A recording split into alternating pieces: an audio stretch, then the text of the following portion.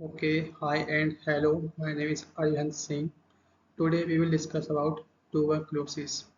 इसको हम बोलते हैं टीबी।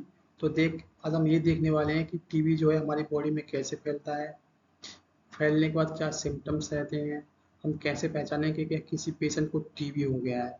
तो आज हम इन सब चीज़ों को देखने वाले हैं। इससे पहले जो मैंने लेक्चर्स बनाए हैं, वो लेक्चर्स मैंने सिर्फ drugs used in anti TB उस पर बने हुए हैं। हालांकि उसमें मैंने टीबी के बारे में डिस्कस किया है, लेकिन ये जो लेक्चर है ये बिल्कुल ही डिटेल अबाउट टीबी है। तो आप इस लेक्चर को देखें, टीबी को समझेंगे, टीबी कैसे फैलता है। समझने के बाद आप खुद बचाव करें, अपने परिवार वालों का भी बचाव करें टीबी से। टीबी क्या है, आपने टीबी के बारे में टीवी पर भी देखा होगा, उसके एडवर्टाइज भी आते हैं, फॉर्म भी आते हैं कि आप टीबी से वैक्सीनेटेड हैं या नहीं। तो इन सब चीज़ों का अवेयर करें। ये लेक्चर मैंने इसलिए बनाया है क्योंकि इसकी बहुत डिमांड रहती है टीबी की। ओके, चलिए देखते हैं क्या है TB.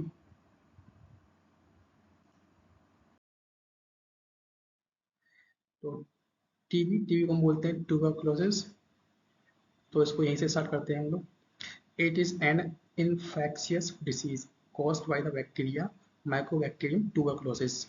This bacteria usually attacks the lungs but spreads other parts of the body as kidney, brain also damage them.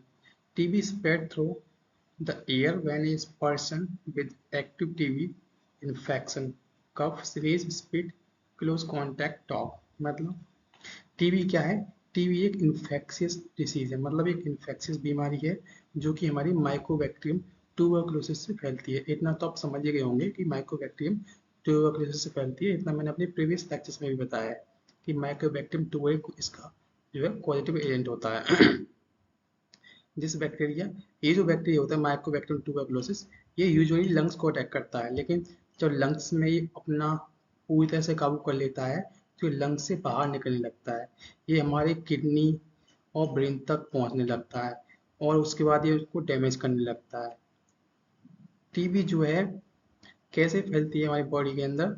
जब हम जो है किसी एक्टिव टीबी पेशेंट के पास बैठ जाएं जो कि इन्फेक्शन है उसके अंदर, या फिर उसके अंदर एक्टिव टीबी के इन सिम्टम्स हैं जैसे cough, series, speed, close contact with active TB patient. मतलब आप या तो किसी एक्टिव टीबी पेशेंट के पास बैठ गए, हो सकता है कि आपको टीबी फैल जाए। तो किसी भी टीबी पेशेंट से आप दूरी बनाए रखें, बात करें तो आप उस एक मास्क का यूज करें ताकि उसका जो स्पिट है या उसका जो सलाइवा है वो आपके मुंह के अंदर ना जाए और बैक्टीरिया आपकी बॉडी में एंटर ना करे।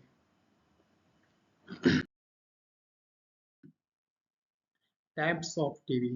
टीबी जो है दो प्रकार की होती है। पहले लेटेंट टीबी इन्फेक्शन, दूसरी active TB disease. Latent TB infection में क्या होता है?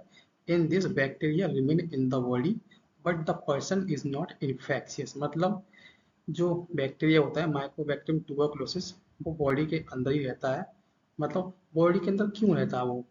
क्योंकि जब बैक्टीरिया साल 6 महीने आप पहले आपकी बॉडी में एंटर कर गया तो जो आपकी बॉडी का इम्यूनिटी सिस्टम है वो उसको दबाए रखता है।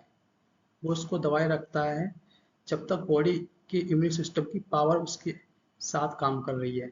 जब तक वो वीक नहीं हो पा रहा है, जब तक मजबूत है तब तक वो उसको दबाए रखेगा। तो वो स्टेट कहलाई जाएगी आपकी लेटेंट टीबी इन्फेक्शन। मतलब पेशेंट क्या है, इन्फेक्शियस नहीं रहेगा लेकिन वो टीबी का पेशेंट जरूर रहेगा। जिस दिन आपकी इम्यूनिटी कमजोर पड़ गई उस दिन क्या है वो एक्टिव टीबी में कन्वर्ट हो जाएगा। तो इसे बोलते हैं लेटेंट टीबी इन्फेक्शन। अगला है एक्टिव टीबी पेशेंट। अब क्या है कि किसी पेशेंट की या किसी व्यक्ति की जो इम्यूनिटी है वो पहले से ही कमजोर है, तो इसमें क्या है माइकोबैक्टीरियम ट्यूबरकुलोसिस एंटर करेगा, वो डायरेक्टली पेशेंट को क्या है टीबी से इन्फेक्ट कर देगा। मतलब अपने सिम्टम्स को दिखाना शुरू कर देगा, मेकिंग पर्सन इन्फेक्शियस।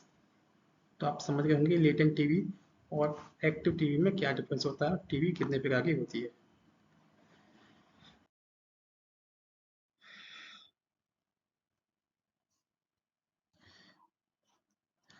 अगला है इटियोलॉजी। मतलब कैसे कैसे बॉडी में ये फैलती है जो है टीबी।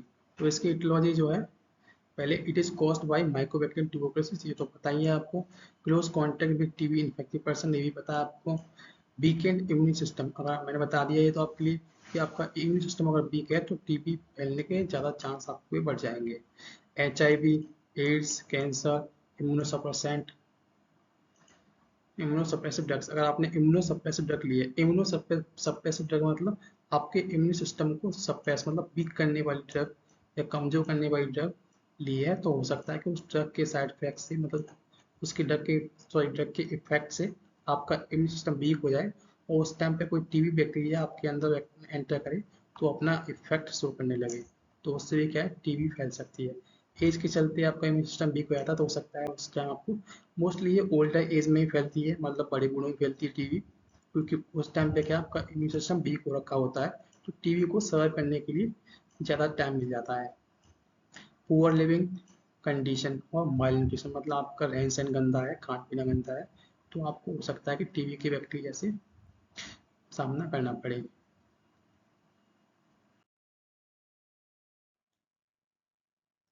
अगला है साइन एंड सिम्टम्स। टीबी के क्या साइंस होते हैं, क्या सिम्टम्स होते हैं, कैसे हम पहचानेंगे कि ये टीबी इसको हो गई है। तो coughing for 3 or more weeks, मतलब अगर आपको खांसी 3 हफ्तों से ज़्यादा तक चल रही है तो हो सकता है कि आपके अंदर टीबी के सिम्टम्स या टीबी की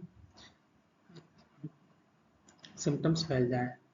coughing up blood containing mucus, अगर खांसी के साथ में ब्लड आ रहा है तो हो सकता है कि आपको टीबी हो गई हो।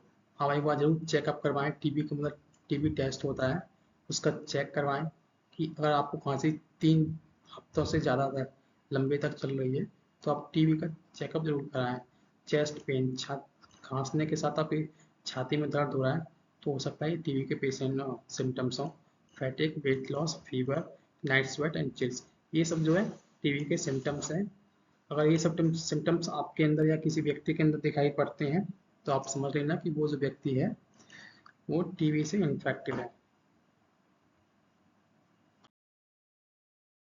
कॉम्प्लिकेशंस मतलब इससे और क्या क्या कॉम्प्लिकेशन हो जाती हैं। एक्स्ट्रा पल्मोनरी स्प्रेड मतलब टीबी होने के बाद, जिसमें टीबी हुआ है उससे वो टीबी होने के बाद अदर ऑर्गन्स में भी फैल सकता है। वो रेस्पिरेटरी फेलियर हो सकता है आपका, मतलब सांस लेने में परमानेंट खत्म कहानी हो सकती है आपकी सांस की। मेनिंजाइटिस मतलब आपकी जो सिर की या दिमाग की नसें हैं या लेयर्स हैं, परतें हैं, उनमें सूजन हो जाती है। स्पाइनल जॉइंट, ठीक है, जॉइंट में दिक्कत हो सकती है, जॉइंट डैमेज हो सकते हैं। ब्लड विजन, आंखों से धुंधला दिखाई पड़ सकता है। लिवर और किडनी इफेक्ट, ये सब दिक्कतें आपको हो सकती हैं टीबी होने के बाद, या टीबी होने के दौरान भी ये सब दिक्कतें हो सकती हैं। आप समझते हैं कि पैथोजेनेसिस, जब बैक्टीरिया आपके अंदर एंटर करता है तो यहाँ पे एक कॉन्सेप्ट समझते हैं कि लेटेंट टीबी और एक्टिव टीबी का कॉन्सेप्ट एक्चुअली है क्या। तो वो कॉन्सेप्ट यहाँ से क्लियर हो जाएगा आपका। इनहेलेशन ऑफ, पहले इसकी 3 स्टेज में डिवाइड होता है हमारे टीबी का जो संक्रमण है, मतलब इन्फेक्शन है, 3 स्टेज में डिवाइड होता है। पहली स्टेज होती है, फिर सेकेंड स्टेज होती है, फिर थर्ड स्टेज होती है। तो पहले स्टेज को देखते हैं हम। Inhalation of airborne droplets containing mycobacterium tuberculosis, मतलब हमने जो MTBI है, मतलब माइक्रोबैक्टीरियम ट्यूबरकुलोसिस बैक्टीरिया है, गलती से हवा के द्वारा अपने अंदर ले लिया।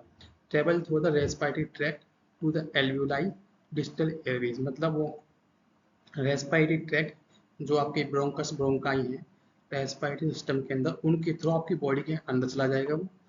Engulfment by activated alveolar macrophages, dendritic cells and alveoli epithelial cell।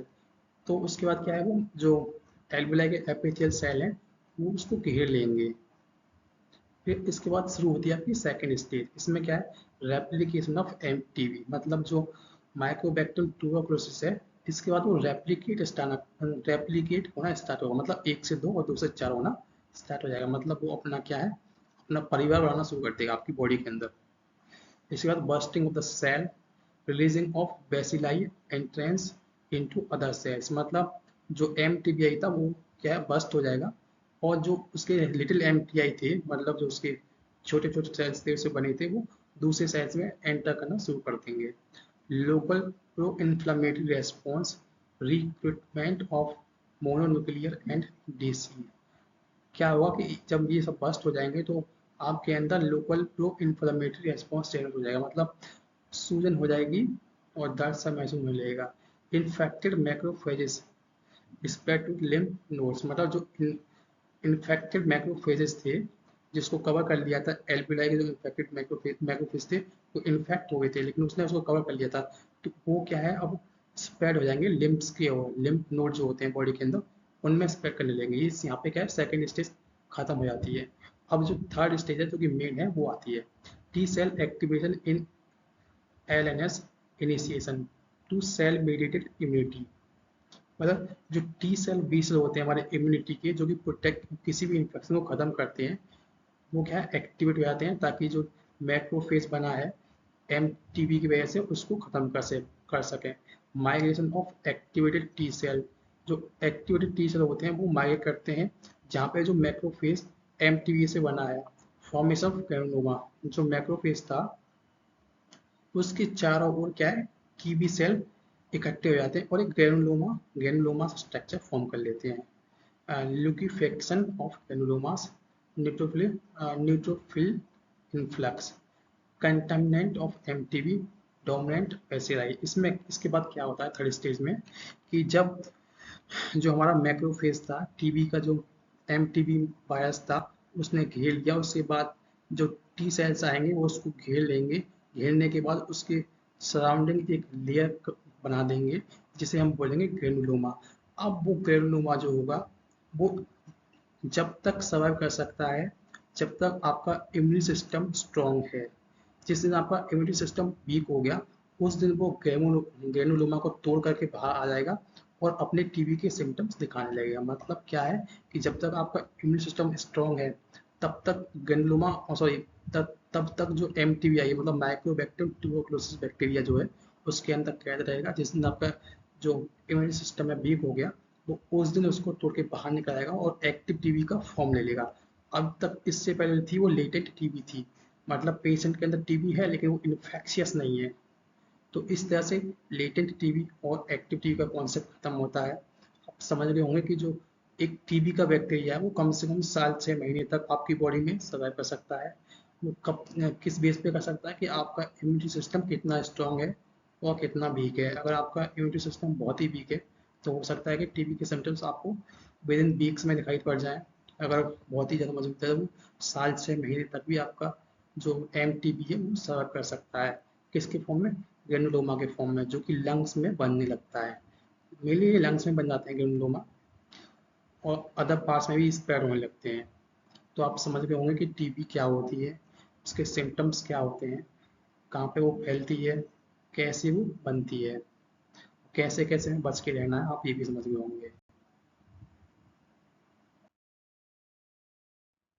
इसका ट्रीटमेंट देख लेते हैं। प्रिवेंशन में क्या है, वैक्सीनेशन, मतलब आप वैक्सीन करवाएं, टीबी की जो भी वैक्सीन होती है वो अवॉइड करें, कॉन्टैक्ट प्रॉपर न्यूट्रिशन लें, एंटी ट्यूबुलर ड्रग, इसको मैं नहीं बताऊंगा, इस पर तो हम बात करेंगे नहीं क्योंकि हम बहुत पहले डिस्कस कर चुके हैं डिटेल में। If you have to watch anti tubular drugs then go to my previous lecture on my YouTube channel AH Pharmacy and watch there what are anti-tubular drugs.